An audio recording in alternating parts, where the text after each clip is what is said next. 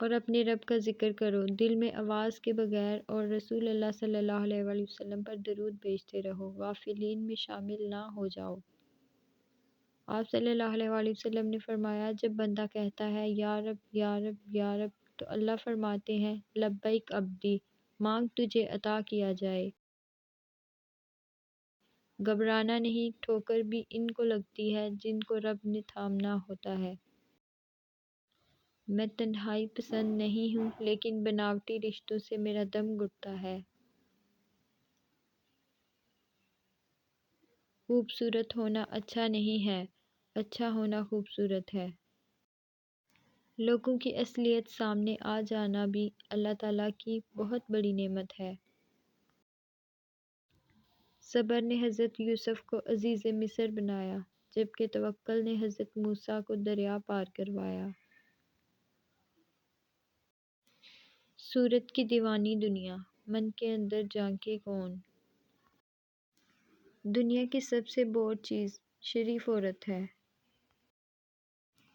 دوسروں کو سمجھانا مشکل ہو جائے تو خود کو سمجھا لینا بہتر ہوتا ہے۔ زندگی بہت خوبصورت ہے اگر سب اپنی اپنی گزاریں۔ لوگ حاصل تو کر لیتے ہیں مگر قدر نہیں کرتے۔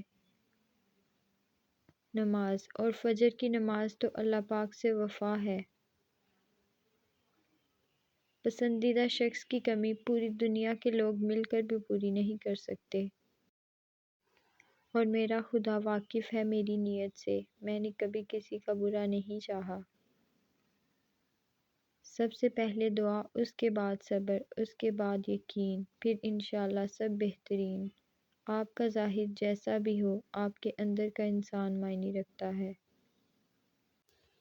مجھ سے ناواقف لوگ مجھے انا پرست کہتے ہیں۔ حضرت علی رضی اللہ تعالیٰ عنہ نے فرمایا، ناراضگی ظاہر کرنا دل میں برائی رکھنے سے بہتر ہے۔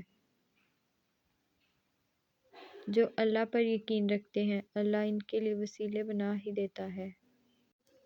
سکون دنیا کی سب سے مہنگی چیز ہے۔ پرہیز کر، پھر اپنی روح کی طاقت دیکھ۔